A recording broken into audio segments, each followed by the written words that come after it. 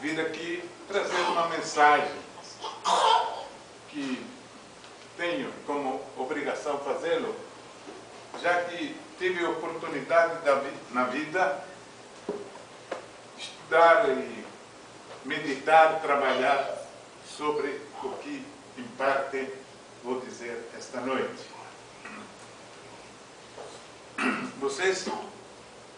Nós comemoramos a Páscoa. Apareceu na televisão alguns casos que o povo brasileiro dá muita atenção, mas também não podemos condená-los, sobre certas tradições da Páscoa, mas que nada ou quase nada trazem para nós.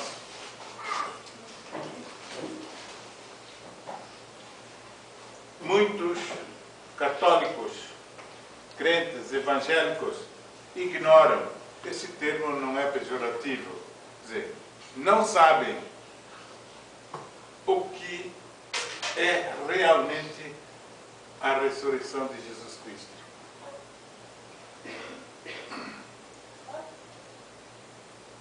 Antes de falar da ressurreição de Jesus,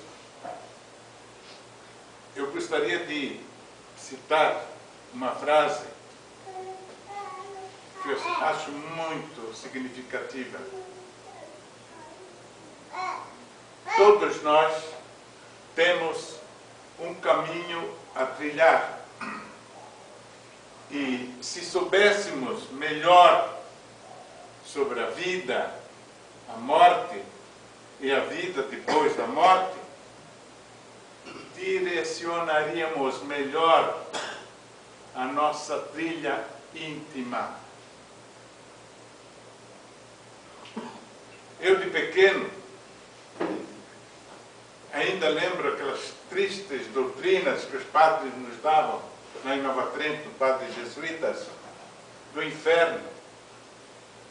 Uma criança sentir que se morre em pecado vai para o inferno, leva traumas para o resto da vida, pelo menos em grande parte. Também aprendemos de pequeno, pelo menos no meu tempo, que o que morreu não tem mais nada para se fazer. Está em pecado mortal, é fogo do inferno. Esta é uma triste lembrança que eu tenho da minha infância. E talvez aqui tenha outros que tenham a mesma recordação triste. Ninguém fica santo e nem demônio de repente assim. A natureza não faz salto. Tudo vai devagar. Jesus nos dá dois grandes exemplos. Com a sua morte na cruz, ele disse ao bom ladrão, ele viu que era um cara bom, essa gente simples da vida, às vezes lá roubou uma galinha, não sei lá, disse, olha, tu estás comigo hoje, não é no fim dos tempos, hoje estarás comigo no paraíso. E Jesus, depois de morto, seu corpo foi enterrado. Ele ressuscitou, não com o corpo de carne que foi enterrado. José de Arimateia e Pedro, temendo que alguns fossem lá roubar o corpo de Jesus para arrastá-lo pelas ruas, foram pedir ao chefe do governo romano que lhe entregassem o corpo e o sepultaram. Quem removeu uma pedra foi Pedro e José de Arimateia para tirar o corpo de Jesus. Jesus ressuscitou e nos dá o exemplo como nós iremos ressuscitar. Na hora. Quem gosta de ler a Bíblia, peguem Primeira Epístola de São Pedro, capítulo 3, versículo 19. Morto na carne, foi vivificado no Espírito, e como tal, foi doutrinar os espíritos que estavam na prisão. Morto na carne, foi vivificado em espírito. E em espírito foi pregar aos espíritos que estavam na prisão. Ele não ressuscitou com o corpo de carne, que não é possível. Jesus não fazia desses milagres, só que fez um milagre maior. Um corpo espiritual todos nós temos. Ou como se chama o espiritismo, perispírito. Ou como São Paulo diz, perispírito, como São Paulo diz, corpo espiritual. Esta é a grande lição de ânimo, de fé, uma fé mais raciocinada, numa fé não de velas e de procissão, mas uma fé de razão, de cabeça, que nós, logo após a nossa morte, nós ressuscitaremos, se quiserem esse termo, não nessa carne que vai ser enterrada porque vai dar problema senão, mas em espírito, num patamar muito mais alto, muito melhor do que nós. Como nós estamos amarrados aos bens materiais e aos sentidos, sofremos quando morremos. Isso é normal. Eu sinto, vocês sentiram a morte dos amigos. Isso é normal. Morte de um pai, de uma mãe. Porque nós recebemos o instinto da preservação. E a separação é sempre dolorida. Deixa saudades. Saudade. Lembro um poeta que não tinha no meu discurso essa palavra. Saudade é a luz da lua. Luz que a tristeza gelou a iluminar os caminhos por onde o sol já passou. Saudade é a luz da lua, luz que a tristeza gelou, a iluminar os caminhos por onde o sol, minha mãe, meu pai, meus irmãos, meus amigos, meu esposo, minha esposa, passaram já. Jesus nos ensina nessa Páscoa que nós temos que ter uma fé mais racionada. E eu trago aqui para vocês hoje um assunto amplamente discutido hoje em dia entre a classe médica, principalmente nos Estados Unidos e países da Europa, as experiências de quase morte. Tenho lido nesses dias mais de 20 livros sobre o assunto e tenho alguma coisa rapidamente a dizer-vos sobre as experiências de quase morte. Pessoas que por algum problema cardíaco ou afogamento ou por incêndios ou até por tiros autossuicidas, suicida já é alto, né? Ficaram em coma, passaram dias, semanas em coma. Essas são experiências de quase morte. E o que eles viram?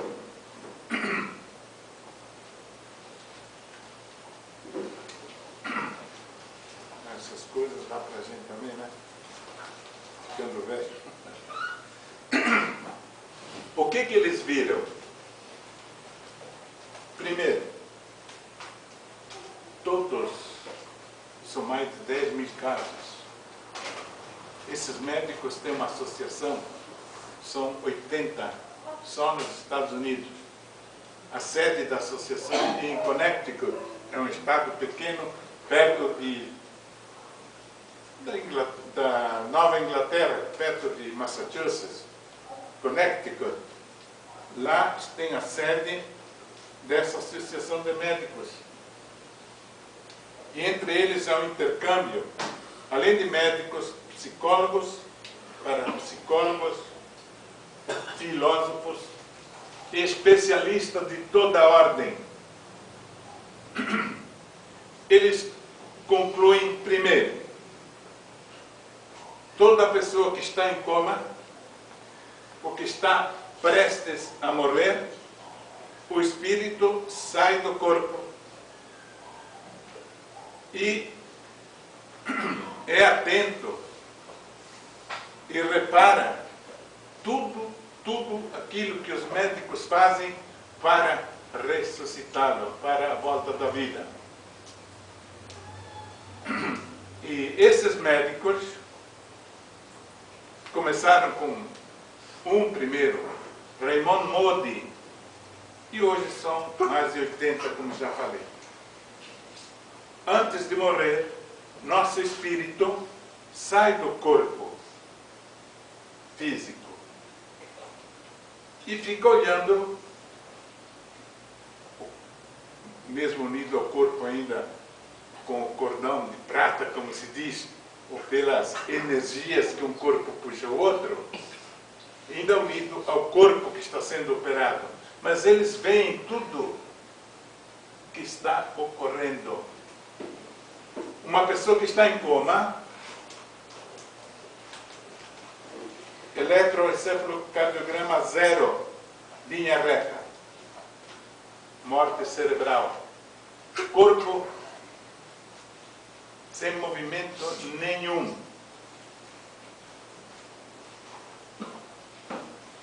A consciência funciona normalmente e registram tudo o que se passa. Tem um médico chamado Heber Alexander, da Universidade de Harvard, especialista em neurocirurgia. Ele pensava que nada tinha nesse mundo coisa mais aperfeiçoada que nem o cérebro. Ele, que é um estudioso, está vivo ainda, está operando ainda. Mas teve um problema, caiu em coma durante 15 dias. Publicou um livro e disse: a morte mata o corpo, a morte mata o cérebro, mas não mata a consciência. E todos eles isso afirmam. Nós vamos levar para o outro mundo tudo o que eu sei, tudo o que você sabe, as tuas paixões, os teus afetos, tudo aquilo que você aprendeu na vida, você vai levar. E você está presente, às vezes, no teu próprio enterro. E os nossos amigos, muito amigos, que às vezes vão em velório para tomar pinga, ficam dando gargalhadas e falando bobagem, enquanto o espírito está presente. Nós não conhecemos as dimensões da nossa alma, nós não conhecemos a capacidade de nossas almas. Sabe o que disse um médico especialista, o Dr. Ozies, primeiro que se doutorou no mundo sobre percepções extrasensoriais? Uma pessoa que está no leito de morte. Aquilo que eu vou dizer aqui para vocês pode ser... Alguém pode pensar que seja bobagem que eu estou falando, mas o velho aqui está com a cabeça em mim ainda, tá? Se quiser, eu dou o livro onde está isso, vários livros, já citei o autor. Ozies. Pessoa que está no leito de morte. Ela tem os momentos mais felizes de sua vida terrena. Porque ela tem o vislumbre da eternidade. Ela está chegando antes de morrer o que vai ser a vida dela. Isso está nos livros desses médicos, especialistas, doutores da mais alta categoria que nós podemos falar nesta terra. Primeiro, nosso corpo espiritual com o espírito sai fora do corpo físico. Nesses grandes acidentes que acontecem, saibam disso, levem isso para a vida, como aconteceu em Brumadinho. O espírito saia do corpo antes da lama tampar. Essa maravilha que eu não conhecia, fiquei aprendendo depois de velho. Embora tenha lido alguma coisa nesse mundo, mas essa ninguém tinha me ensinado. O espírito com seu corpo sai. E nós à noite, quando sonhamos, nós também viajamos fora do nosso corpo. Quantas vezes você quer falar e não consegue? Já passaram isso? Eu já passei. O teu espírito está fora do corpo, enquanto você está dormindo. Quantas vezes eu sonhei fazer pulos? O espírito está fora do corpo. Quantas vezes acordei assustado? Será que eu estou vivo? Estou morto? Fiquei pensando, não estou vivo. É que o espírito entrou no corpo, talvez de forma muito repentina, e me cria aqueles problemas todos que nós bem conhecemos. Quantos de vocês já acordaram suados em sonho? É porque o seu espírito está fora do corpo. Isso que estou falando aqui não é só desses médicos que eu estou me referindo de quase morte, mas já é uma doutrina bem mais antiga, que eu encontro em livros de 1800, 1900 já. Allan Kardec também fala disso tranquilamente. Albert Einstein, tinha uma parente doente em coma, passava horas e horas tocando violino para ela, ou lendo a obra A Imortalidade da Alma, de Platão. E alguém mais sabido, entre aspas, do que Albert Einstein, disse para ele: não adianta isso, porque ela está inconsciente. Consciente nada. A consciência dela está a pleno vapor. O que está imóvel é o corpo, o que está morto é o cérebro. Agora a consciência está em pleno vapor. Por isso, quando tem uma pessoa em coma, falem só coisas boas. Não falem bobagem, porque tudo o que vocês disserem, eles ouvem. Isso são experiências de médicos que, depois de curados de muitos desses doentes, que não morreram, que voltaram a viver, fizeram questionários minuciosos. Dr. Seibon, escrito Sabon, conta esse caso no seu livro. E o cara que lhe contou sobre a sua vida está vivo ainda hoje. Trabalha no hospital de Atlanta para os soldados que morrem na guerra dos Estados Unidos. Diz: eu recebi um balaço, fiquei gravemente ferido em campo de batalha. Vi tudo que os Vietcong me roubaram, me tiraram tudo. E à noite, quando passou o caminhão, eu vi, senti que me colocaram entre os mortos e me levaram para um lugar onde eu devia ser embalsamado. E lá me fizeram um furo numa veia femoral. para eu ser embalsamado e voltar à minha pátria. Tudo isso eu vi. Mas quando eles fizeram o furo na minha veia femoral, eu percebi, eles perceberam que saiu sangue demais. E quem está morto não sangra tanto assim. Chamaram os médicos, me amputaram o braço e hoje está trabalhando em Atlanta. O médico Seibon, querendo saber a verdade, o senhor, por favor, me deixa ver sua virilha. Qual foi a surpresa que ele notou?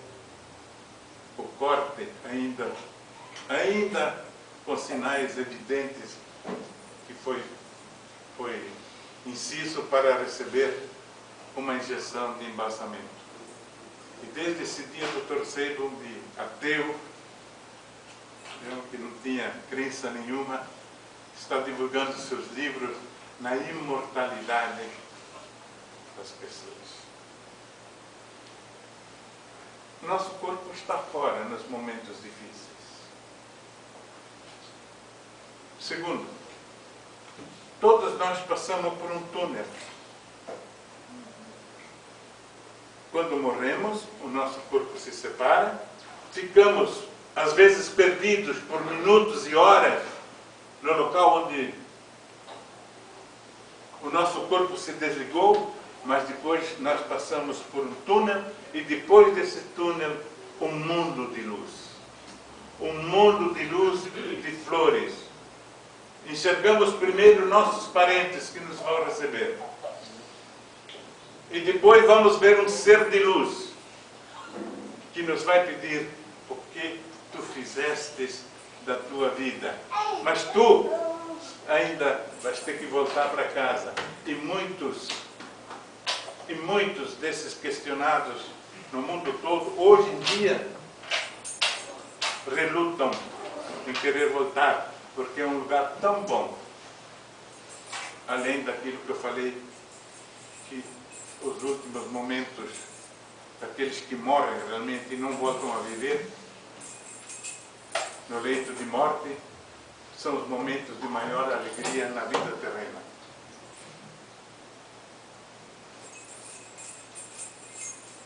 Lendo esses livros, a gente aprende que nós somos feitos para a eternidade. Lendo esses livros,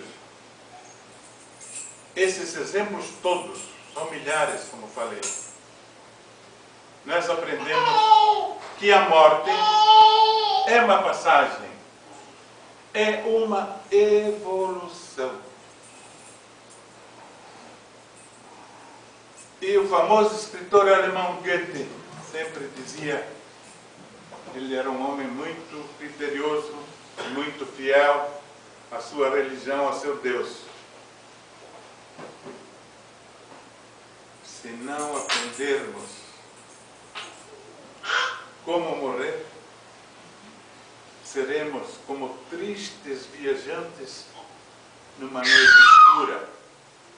Por isso eu disse no começo, todos nós temos um caminho a trilhar. E se soubermos mais sobre a nossa vida, sobre a morte e sobre a vida após a morte, nós direcionaríamos melhor a nossa trilha do nosso íntimo. Porque todos nós somos energias, como no mundo tudo é energia. Isso é uma energia condensada. Todos nós temos um corpo cheio de vida, de energia. E se essas energias estão em desequilíbrio, na natureza produzem desastres, tempestades, enchentes. Em nós produzem sofrimento, tristeza. Quando chegamos lá em cima, segundo esses depoentes de quase morte, há um breve cada um, ninguém vai fazer julgamento de ninguém. Cada um sabe o que cometeu na vida, sabe as burradas que fez na vida, cada um propõe a sua evolução no plano astral. O inferno não. Tirem essa palavra da nossa vida. Tirem esse diabo. Tem obsessores, mas depende de nós. A evolução que nós estamos tendo hoje aqui, eu estou aprendendo com vocês aqui.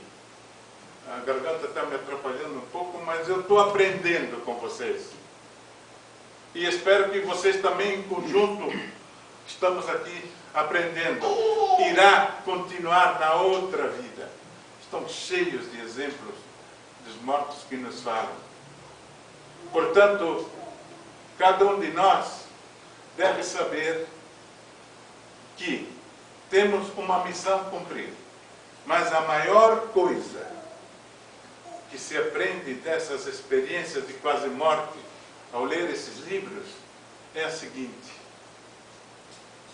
não é que nós vamos ter um lugar bonito, um lugar de luz, um lugar no qual não queremos mais sair. É que nós aprendemos a dar valor à vida. Todos os suicidas, são mais de 80, que passaram por experiência de quase morte, que se atiraram, depois que voltaram a viver novamente, que os médicos o ressuscitaram no hospital, e passaram 15, 20 dias em coma, todos eles disseram: não adianta tirar a vida, pois a vida não tem fim. Todos eles. Dou esse livro, quem quiser ler, até pode procurar pela internet e adquirem. Não adianta tirar a vida, pois a vida não tem fim. A nossa vida não tem fim. E o que nós podemos fazer, segundo os exemplos dessas pessoas? É amar. Ser mais prestativos com os nossos semelhantes. Ter mais atenção com as pessoas com as quais nós vivemos. Sermos mais camaradas. Ter mais caridade.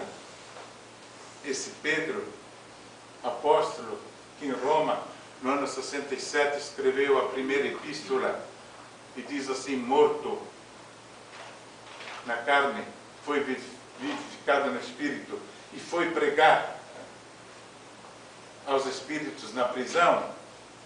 Também disse o seguinte: a caridade tapa um montão de pecados. A caridade tapa, encobre, recompensa uma porção de falhas que nós fazemos na vida. E para terminar essas minhas colocações rápidas sobre o valor que nós devemos dar a essa vida, na esperança de uma vida futura eterna, e não ter medo. Nós temos medo porque a vida que nós temos é um instinto, temos que preservá-la. Deus nos colocou isso. Mas com o passar do tempo, cada um deve se convencer que a morte é uma evolução. Fica difícil entender isso, mas é uma realidade. E que para encurtar etapas, para não ter tanto sofrimento na outra vida, de pagar as culpas que nós fizemos, vamos fazer um pouco mais de caridade. Mais respeito para os nossos semelhantes. E eu aqui trago assim um trecho de um poeta popular nordestino, sobrenome é Bessa, me esqueço o nome de momento, mas sobrenome é Bessa. Alguém já deve ter visto. Quem é que já ouviu ele? Braulio, obrigado. Braulio Bessa. Ele traz, em poucas palavras, diz que o Natal é a maior festa do amor. Claro, Jesus veio ao mundo por amor. Foi muito mais difícil o nascimento, passar uma vida de de neném se arrastando pelo chão, digamos, apesar do espírito altamente evoluído, do que morrer na cruz. Foi muito mais dolorido por um espírito evoluído. Então esse Braulio, que você me Bessa, sobrenome, diz o seguinte sobre o Natal: para que você entenda o real sentido da vinda ao mundo de um homem bom, destemido, e que o dono da festa não pode ser esquecido. Mas olhe, repare, lá do Polo Norte, montado num trenó cheio de luz, Papai Noel é mais lembrado que Jesus? Ó balança incoerente, onde um saco de presente pesa mais que uma cruz. Eu sei que é bom dar presente, mas bom mesmo é ser presente, ser amigo, ser parceiro, ser companheiro, ser um abraço quente, permitir que nossos olhos não enxerguem só a gente. E que nesse momento você faça uma reflexão, independente de crença, de fé, de religião. Faça o bem sem parar. Não adianta oração sem ação. Alimente um faminto que vive na rua. Agasalhe um indigente coberto só pela lua.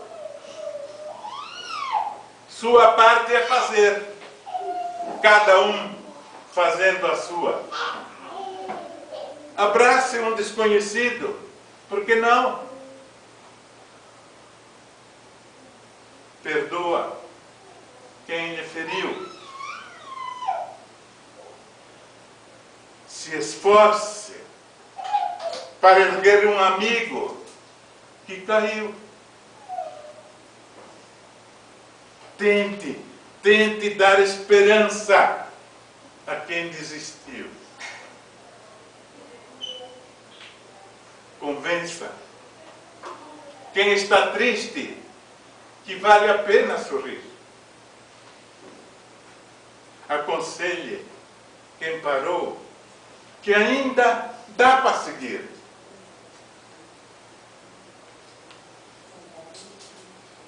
E diga a quem errou que ainda há tempo para corrigir. Às vezes nós empurramos para baixo quem erra, mas preciso dizer que há tempo para corrigir. Faça o bem, meu povo, sem perguntar o porquê. Faça o bem sem olhar a quem. Parece fora de moda, chega meio a clichê, mas quando se ajuda alguém, o ajudado é você. Que você seja bom de janeiro a dezembro. E que seu propósito seja bom e verdadeiro. Que a gente viva o Natal todo ano, o ano inteiro. Muito obrigado.